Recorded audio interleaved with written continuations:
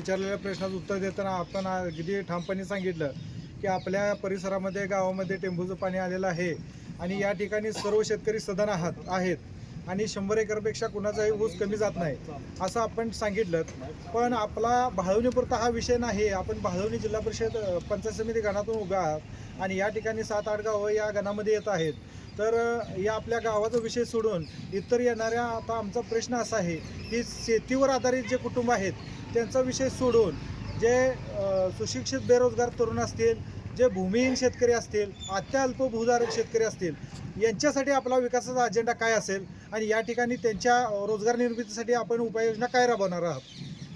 आम्ही शिवसेना पक्षाच्या वतीनं जे माझ्या पंचायत समिती गणामध्ये जे काही 7 गावं आहेत त्या सगळ्या गावांना आम्ही जिल्हा परिषद आणि पंचायत समितीच्या जनसुविधा योजना असतील, नागरी सुविधेच्या योजना असतील, त्या योजनेच्या माध्यमातून गावासाठी विकासासाठी भरपूर निधी देण्याचा आम्ही प्रयत्न करणार आहे।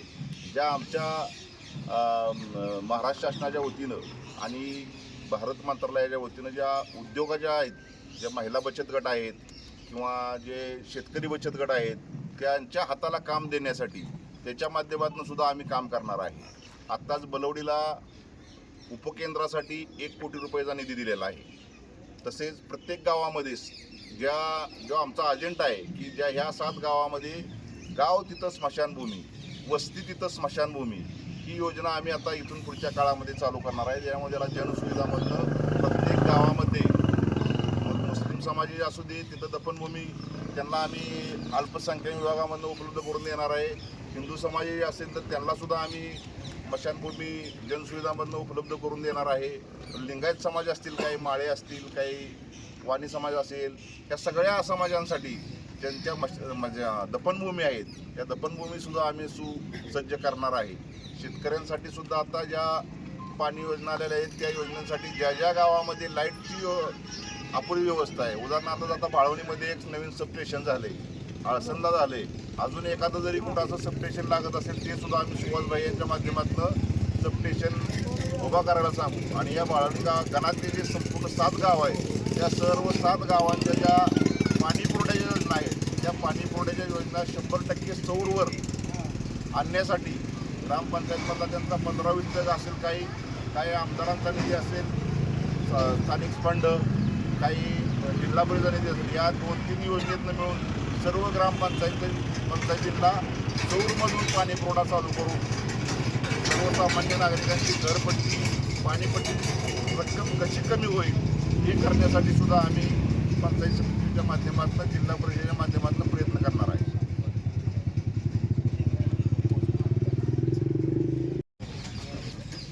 नमस्ते।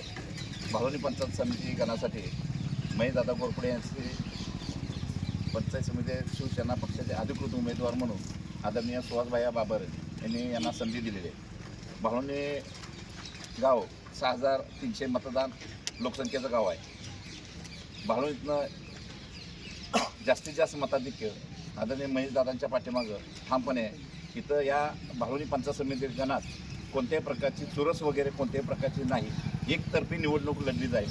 आणि एकतर्फी निवडणूक लढत असताना गेले 25 वर्ष महेशदादा घोरपडे यांना ग्रामपंचायतचा, सोसायटीचा आणि सामाजिक काम करण्याचा अनुभव असल्यामुळं गावाच्या एकमुखाने महेशदादा घोरपडे यांचं नाव जाहीर केलं आणि संपूर्ण 12 बलुतेदार आणि सर्व समाजाचे घटक आणि मुस्लिम समाजाच्या वतीनं आदरणीय महेशदादाच्या घोरपडेच्या पाठीशी ठामपणे उभा आहे।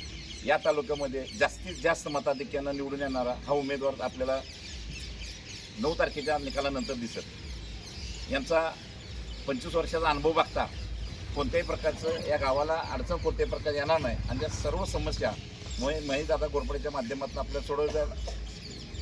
परवाच पंचायत आरोग्य